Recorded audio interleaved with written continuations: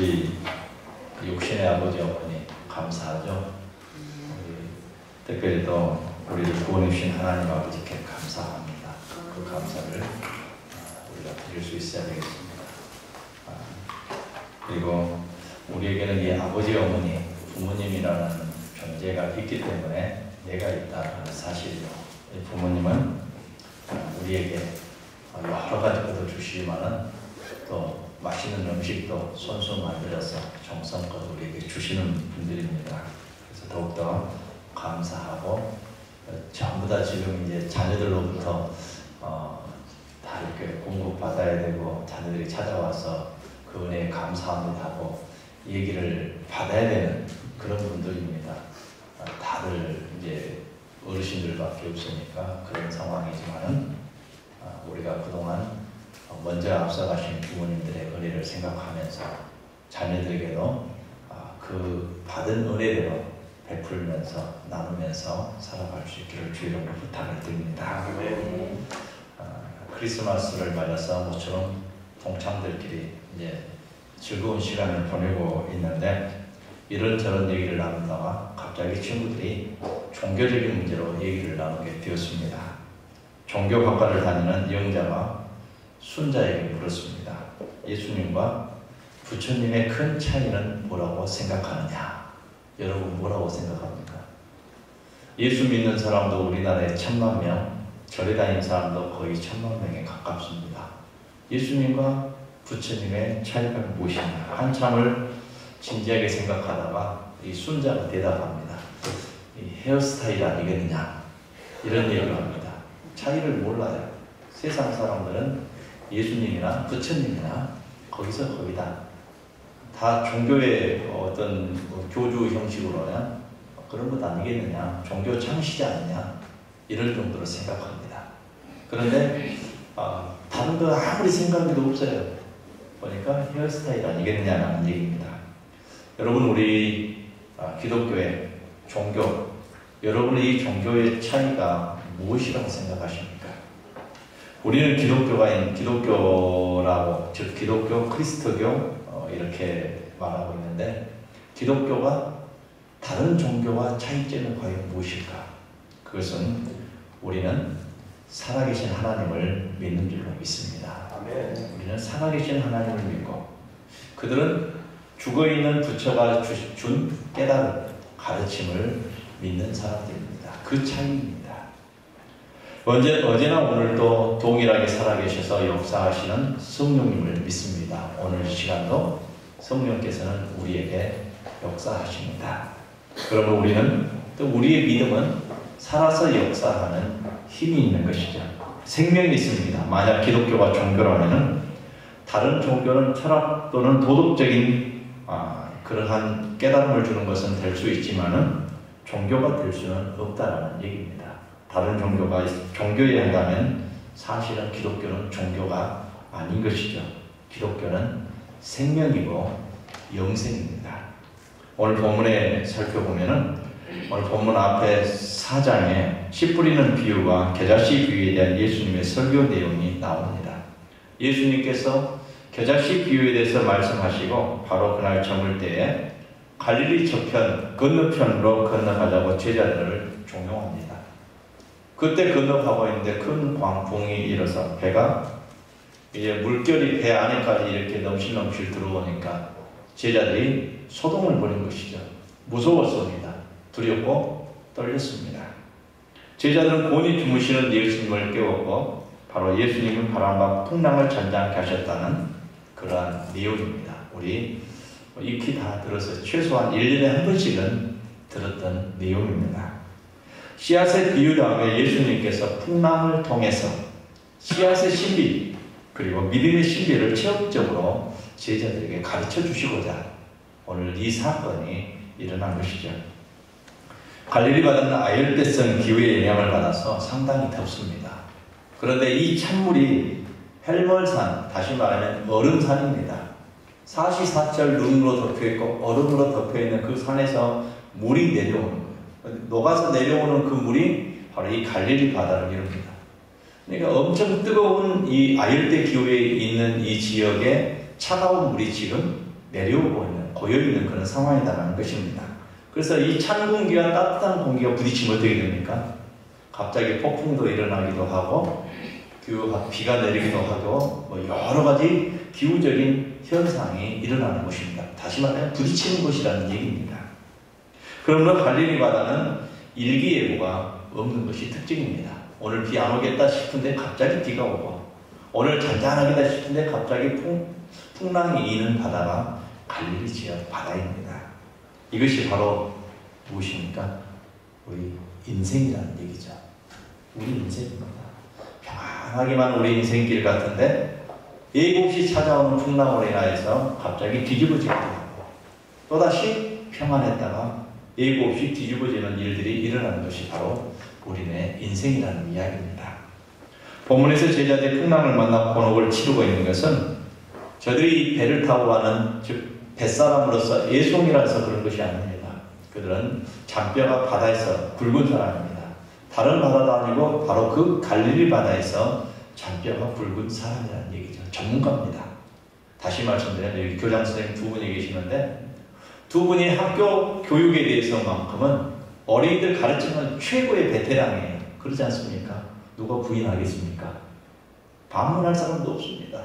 그런데 그런 분들이 지금 배를 타고 있어요. 바다에서는 이렇게 교장 선생님처럼 학교 교육에 있어서 쭉 정진해 오신 그런 분들이 지금 바다에서 갈릴리 바다에서만 정진해 왔던 그분들이 타고 있는 배가 지금 베드로와 예수님이 타고 있는 배라는 사실입니다. 그런데 그들이 무서워했다 라는 얘기죠. 두려워했다는 얘기입니다. 얼마만큼 자기들도 예측할 수 없는 풍랑이 불고 있다는 사실입니다. 그런데 그 뱃사람들이 우리가 죽게 되었나이다 하소연합니다. 인생의 바람은 인생 항해가 서툰 사람에게 오는 것이 아니죠. 아주 베테랑에게도 그런 풍랑은 온다는 사실입니다.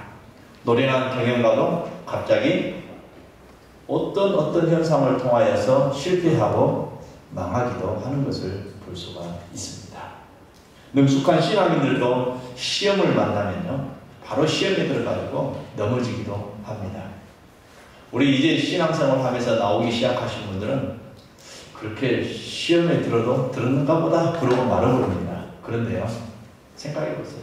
우리 장로님이나 우리 권사님이나 이런 분들이 시험에 들어보세요. 큰 문제가 일어나는 것처럼 난리가 나요. 그렇습니까? 안 그렇습니까? 분명히 그렇습니다. 그런 분들에게도 시험은 찾아온다는 얘기입니다. 시험은 신앙의 연륜이 깊으나 이제 믿기 시작하나 모두 똑같이 찾아온다는 얘기예요. 그러나 강도가, 신앙의 연륜이 깊은 분들에게 더 강도가 세다는 얘기입니다. 본문의 제자들 요나처럼 불순종하여 좀 도망하다가 만난 풍랑이 아닙니다. 오히려 예수님과 함께 있을 때 풍랑이 일어나서 예수님은 죽으시고 계시고 예수님이 지금 함께 타고 있는 그런 상황에서 일어난 풍랑입니다. 아마 예수님이 그 배에 타고 있지 않았다면 풍랑은 일어나지 않았을 것입니다. 왜냐하면 교육적인 가치가 지금 현재 없는 상태이기 때문이죠.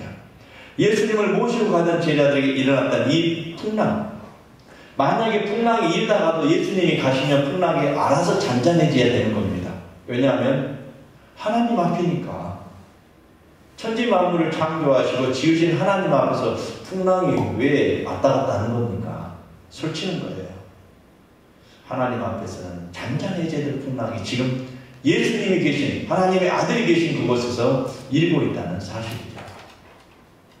그러나 예수님 모시고 가는 이 배 한가운데서 지금 풍랑이 일어나는데 왜 일어났을까? 제자들은 이것을 이해할 수 없었습니다. 이 난리 풍랑 속에서 예수님은 거의 주무시고 계셨다는 사실입니다. 때로 인생의 바다에서 여러분의 자녀들이 파산을 겪을 때도 있습니다. 실패할 때도 있습니다. 질병으로 실험할 때도 있습니다. 그러나 하나님 도무지 무관심한 듯 내게 응답도 주시지 아니하시고 도움의 손길도 주시지 않을 때가 있다고 한다는 사실입니다. 그때 어떻게 합니까? 울부짖습니다. 하나님 왜? 내가 이렇게 하나님 잘 믿고 예배도 잘 드렸고 11조도 잘하고 신앙생활 잘했는데 왜 내게 이런 시련을 주십니까? 하고 울부짖을 때도 있다는 사실이죠. 이때 흔히들 사람들이 말합니다. 야, 인생 정말 잘 모르겠다.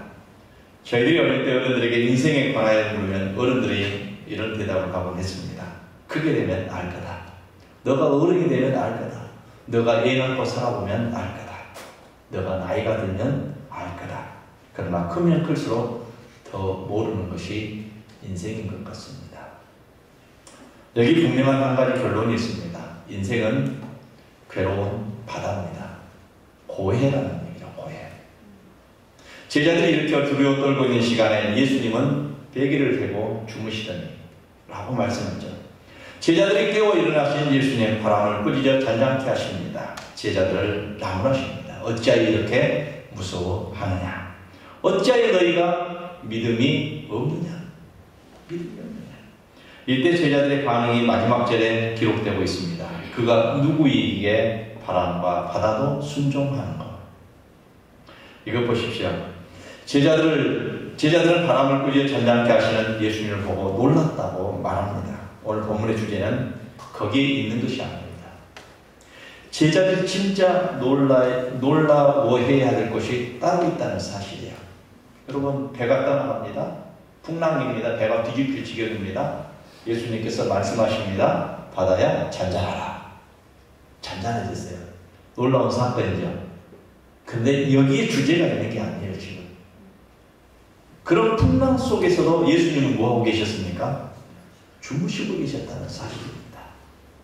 우리도 이런 풍랑 속에서 인생의 항해 바다 가운데 정말로 어지럽고 괴롭고 힘든 상황 속에서도 주님께 모든 걸 맡기고 평안하게 잠을 잘 수 있는 이런 믿음의 성도들이 될 수 있기를 바랍니다.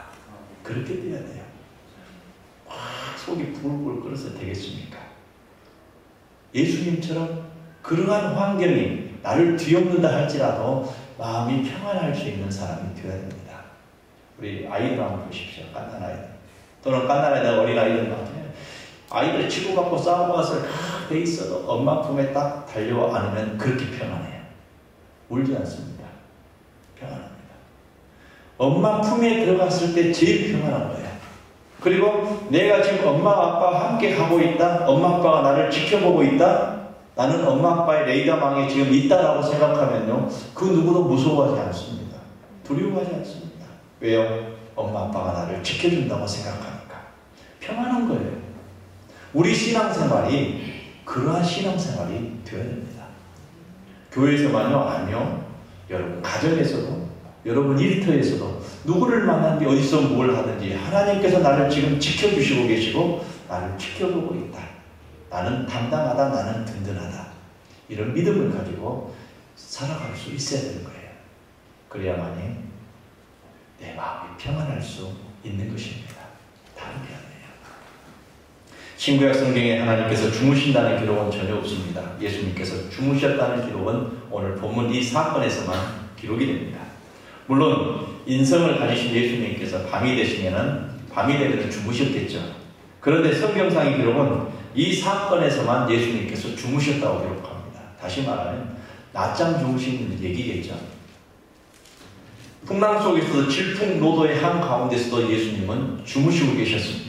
그만큼 예수님의 이 본문의 주무신 사건은 의미심장한 사건이고, 이 주무신 사건 속에 하나님의 귀한 메시지가 담겨져 있다는 사실입니다. 진정한 기적은 풍랑을 일으키신, 풍랑이 일어났는데 그 풍랑을 잠잠케 하신 사건이 아니라 그 풍랑 속에서도 예수님께서 주무시고 계셨다는 사실이 아주 중요한 사실입니다. 주기철 목사님은 신사참배를 하다가 잡혀가 고문을 받아서 이제 순교하게 되죠. 그런데 이분처럼 함께 고문을 받은 주남선 목사님이 있습니다. 이분도 너무너무 힘들었어요. 몽둥이가, 손가락이, 모든 뼈가 코와 고춧가루 물 들어가는 기본이고 견딜 수가 없는 그런 상황 속이었습니다. 주 목사님은 시멘트 바닥에 쓰러져 기절합니다. 의식을 차리면 또다시 괴롭힙니다. 또 쓰러집니다. 또 괴롭힙니다. 여러분 어떻습니까? 어느 날 따뜻한 담요가 덮여지고 온돌방처럼 방도 따끈따끈한 느낌을 받았습니다. 온몸이 포근한 느낌을 받았어요. 그때 눈이 사르르저절로 감겨 있어서 깊은 잠에 듭니다. 주목사님은 후에 일을 회상하면서 이렇게 말합니다. 포근한 담요는 우리 주님 자신이었습니다. 나는 주님의 품 안에서 평안히 지낼 수 있었습니다. 그 찬바닥에서도. 이제 우리가 구해야 될 것은 환경을 잠잠케 해 주시옵소서 이 기도가 아니라 그러한 폭풍을 치는 환경 속에서도 내가 평안하게 잠잘 수 있는 믿음을 주시옵소서 이 기도가 필요한 것이죠. 시편 23편의 다윗의 고백이 그렇습니다. 여호와는 나의 목자시니 내가 부족함이 없으리로다. 부족함이 없습니까? 많은 신학자들은 바로 사울에게 막 쫓겨다닐 때 이 시를 썼다고 얘기합니다. 지금 사울이 죽이려고 창을 가지고 활을 가지고 칼을 가지고 쫓아오면 도망가는 이 와중에 이 시를 썼다는 얘기죠. 여호와는 나의 목자시니 내가 부족함이 없습니다. 어떻게 고백할 수 있겠습니까? 그 위태로운 상황 속에서도 다윗은 하나님께서 내게 주시는 푸른 초장과 맑은 시냇 물가를 소망하며 살았다는 이야기입니다. 오늘 본문에서 예수님이 꾸짖으셨다고 했는데 여기서 꾸짖는 사건이 마태복음과 마가복음에 조금 다르게 기록되어 있습니다. 마태복음 제자들의 믿음 없음을 먼저 꾸짖고 그 다음에 바람과 바다를 꾸짖습니다. 그런데 오늘 본문은 먼저 풍랑을 꾸짖습니다. 뒤에 예수님 제자들의 믿음 없음을 꾸짖습니다. 무슨 말이냐면 인생의 풍랑을 잠재우기 전에 내 마음의 풍랑을 먼저 잠재울 때가 있다는 것이죠. 아무튼 결론은 믿음의 문제이지 환경의 문제가 아니라고 한다는 사실입니다. 환경을 우리가 지배하며 살아라고 주신 겁니다. 환경은 지배하며 살아라고 주셨어요. 이 세상의 모든 것을 다 다스리라고 정복하라고 하나님께서 주신 겁니다. 그리고 그렇게 명령했습니다. 그리고 사람은 환경을 지배해야 될 명령을 받고 이 땅에 태어난 겁니다. 그런데 그 환경에 지배당해 살면은 하나님의 명령을 수행하지 못한 것이 되는 것입니다. 우리 성도 여러분들에게 어떤 환경에 문제가 있다 할지라도 하나님께서 내게 지배하라고 주신 명령, 정복하라고 주신 명령을 믿고 담대하게 승리하시기를 주의 이름으로 부탁을 드립니다. 문제는 믿음의 문제라는 얘기죠. 꾸짖다라는 이 단어는 귀신을 꾸짖어 가라사대 이 더러운 귀신아 나가라. 귀신을 꾸짖으되 이때 꾸짖다라는 단어와 동일한 단어를 사용하고 있습니다. 무슨 말이냐면 귀신은 풍랑 속에 있는 것이 아니라 어디에 있습니까? 내 마음 속에 있다는 얘기예요. 내 마음 속에. 이 세상에 두려운 것은 내 마음 속에 있는 것이 밖에 있는 게 저희 조직폭력들가 있어요. 조폭이 있는데 즉 조폭이 두려운 것이 아니라 내 마음 속에가 두려움이 있는 겁니다. 내 마음 속에. 어떤 꼬마는 등치가 큰 아이들이 자기를 괴롭히니까 다른 애들은 다 도망가요. 그런데 이 아이가 죽기 살기로 물고 늦어져서 뜯었어요. 나중에는 그렇게 등치 큰 아이들이 자기를 괴롭혔지만은 후에는 이 아이들이 제발 좀 이제 그만 좀 하자. 사정사정할 줄. 그러니까 이 아이 하는 말 보세요. 뭐라고 하는 줄 아십니까? 너가 무릎 꿇고 나에게 빌 때까지 나는 안 나가. 나 죽여. 나 죽여야만이 내 손이 너를 놓을 수 있다. 끝까지 물고 들어갔어요. 나중에는 뿌리치고 도망가니까 끝까지 달려가서 그 집 대문 앞까지 가서 밤 12시가 넘도록 야 이놈아 나와라. 이거 빨리 한판 붙잡아 나와라고 소리 지르니까 그 동네 사람들이 다 구경 나왔어요. 도대체 무슨 일이냐. 나중에 알고 봤더니 대낮부터 싸우던 게 지금 밤중까지 와가지고 그러고 있는 거예요. 그래가지고 자기 아버지가 나왔습니다. 그만 돌아가라. 내가 사과하마. 미안하다. 아니요. 나와서 내 앞에 무릎을 꿇어야 돼. 결국은 아버지 손에 끌려 나와서 무릎 꿇었어요. 빌었습니다. 그 다음날 학교에 소문이 쫙 났어요. 학교에 제일 최고 사운드장 등치 큰 애가 조그마한 꼬맹이한테 무릎을 꿇었다네. 소문이 쫙 났어요.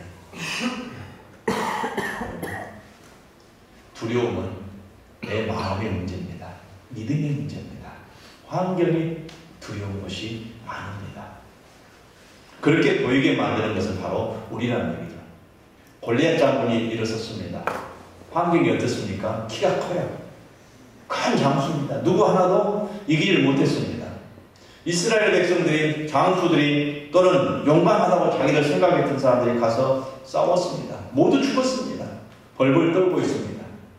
사울왕도 벌벌 떨고 있습니다. 그때 조그마한 소년 다윗이 형들 이문차 갔다가 하나님을 모욕하고 하나님의 선택받은 이스라엘 백성들을 모욕하는 그 모습을 보고 믿음으로 담대하게 나갔습니다. 다윗이 환경 보고 나갔습니까? 안 그렇습니다. 믿음으로 나간 줄로 믿습니다. 믿음으로 가면은 하나님께서 도와주세요. 왜냐하면 내가 믿는 분이 누굽니까? 하나님이시기 때문에. 귀신은 풍랑 속에 있는 것이 아니라 내 마음 속에 있었습니다. 인생의 문제는 내 환경 속에 있는 것이 아니라 내 생각 속에 있는 것입니다. 기도를 바꿔야 됩니다. 환경을 꾸짖어 주세요 하기 전에 내 믿음 없음을 꾸짖기 바랍니다. 어리석은 사람들은 어려움이 있을 때마다, 시련에 부딪힐 때마다, 고난 가운데 있을 때마다 내가 왜 이 어려움을 당해야 되는가? 이 생각을 먼저 합니다. 그 이유를 묻고 깨닫습니다. 누구 때문이야? 누구 때문이야? 이렇게 갑니다. 결국은 어떻게 됩니까? 다 파멸이 돼요.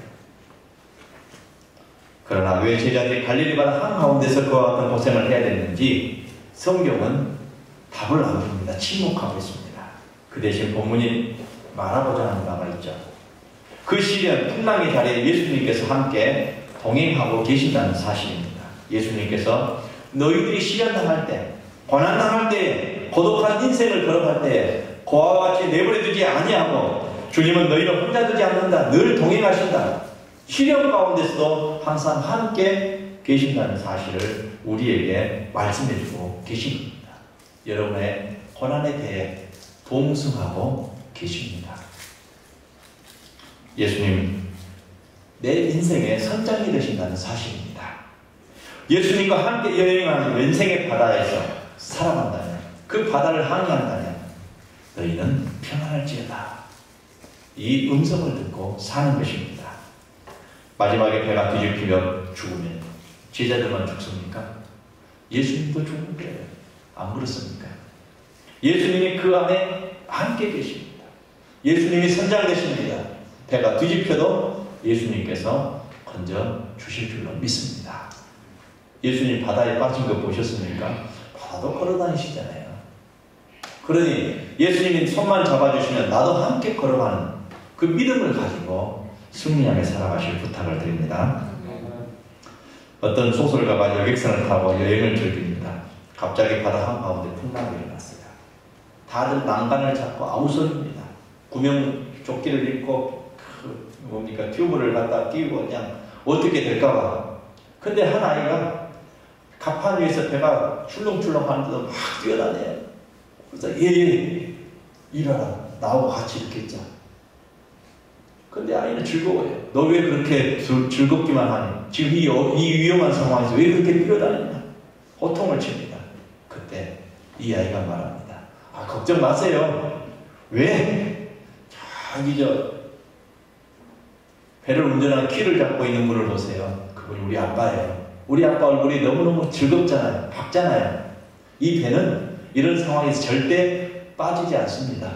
우리 아빠 얼굴만 보면은 나는 알 수 있어요. 아빠가 심각한 얼굴로 배의 키를 잡고 조종하면은 위험 상황이고, 아빠가 즐거운 얼굴을 하고 있으면은 절대로 위험하지 않아요. 이 아이는 이렇게 말했어요.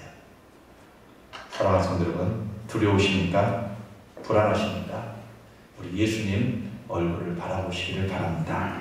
괴로울 때 누구의 얼굴을 보라고 했습니까? 주님의 얼굴을 보라고 했습니다. 주님의 얼굴이 평안하시거든 여러분 평안한 줄로 믿습니다. 주님이 아무 일 없다 말씀하시면 아무 일도 일어나지 않을 줄로 믿습니다. 예수님은 마침내 풍랑을 꾸짖어 잔잔케 하셨습니다. 오늘 본문에 엄청나게 크다고 하는 단어가 나오죠. 메갈레라고 합니다. 우리가 크다고 할 때 빅이라는 말을 씁니다. 빅 사이즈 하면서 빅이라는 말을 많이 쓰죠. 좀 더 클 때 영어로 그레이트라고 말합니다. 그런데 너무나도 엄청나게 클 때는 메가톤이라는 말을 많이 씁니다. 메가톤급이다 이런 얘기를 많이 하죠. 오늘 본문에 기록된 오늘 본문에 이 메가톤이라는 단어가 3번이나 반복돼서 나옵니다. 큰 광풍이 일어나, 다시 말하면 메가톤급 광풍이 일어났다라는 얘기입니다. 그리고 예수님께서 풍랑을 꾸짖으시자 아주 잔잔해졌다 할 때 여기서 풍랑이라는 말을 메갈레라는 단어를 사용하고 있습니다. 또 메가톤급 고요가 흐르고 있다라는 얘기죠. 고요가 흐르되 아주 메가톤급 큰 고요가 흐르는 것입니다. 이 모습을 보고 제자들이 심히 두려워했다라는 얘기죠. 메가톤급 두려움에 사로잡혀 있다가 메가톤급 그런 고요함을 보고 제자들이 두려워하고 있는 상황입니다. 어떻게 이런 일이 일어날 수 있을까? 큰 충격에 빠진 것입니다. 무슨 얘기냐면 메가톤급 광풍을 예수님께서 꾸짖으시니까 메가톤급 고요가 흘렀고 이 엄청난 사실을 보고 사건을 겪으면서 제자들은 메가톤급 감격과 메가톤급 경외감에 휩싸였다는 이야기입니다. 광풍이 클수록 고요도 클 것입니다. 고난이 클수록 위로도 클 것입니다. 아픔이 클수록 큰 능력을 얻게 될 줄로 믿습니다. 우리 세상교회가 큰 어려움을 겪었다면 앞으로 큰 축복을 하나님께서 주실 줄로 믿습니다. 그 일을 다른 사람 통해서 이루어지지 않습니다. 여러분, 한 사람 한 사람 통해서 이루어지는 거예요. 여러분이 일어서지 않으면, 여러분이 썩지 않으면 싹이 나질 않습니다. 여러분 한 사람 한 사람이 썩어야 돼요. 교회를 위하여, 여러분의 가정을 위하여 썩어야만이 싹이 나고 잎이 나고 그 후에 때가 되면 열매를 주렁주렁 맺게 될 줄로 믿습니다. 우리 교회가 이러한 교회가 될 수 있기를 주님의 이름으로 축원해 드립니다. 기도하겠습니다. 아버지 하나님 감사합니다. 여러 가지 힘들고 어려운 환경을 겪었습니다. 그러나 중요한 것은 우리 주님께서 평안하다는 사실입니다. 아버지 하나님, 우리는 우리 주님을 믿고 의지하면서 이 땅에서 어떤 환경 속에서도 평안함을 맛보며 살아가는 복 있는 성도들이 되게 하여 주옵소서. 주님 얼굴 바라보며 살게 하시고 환경 바라보지 않게 하여 주옵소서. 그 환경 지배하며 살게 하시고 정복하며 살게 하여 주옵소서. 환경 이겨내며 살게 하여 주옵소서. 그래서 우리 모든 성도들이 어렵고 힘든 그 모든 것을 다 이겨내고 큰 축복의 강으로 뛰어드는 복 있는 교회와 성도들과 그 가정이 되게 하여 주옵소서. 이 싸움에 예수님의 이름으로 기도하옵나이다. 아멘. 여호와는 내게 복을 주시고 너를 지키시기를 원하며 여호와는 그 얼굴을 내게 비추사 은혜 베푸시기를 원하며 여호와는 그 얼굴을 내게로 향하여 대사 평강 주시기를 원하노라. 아멘.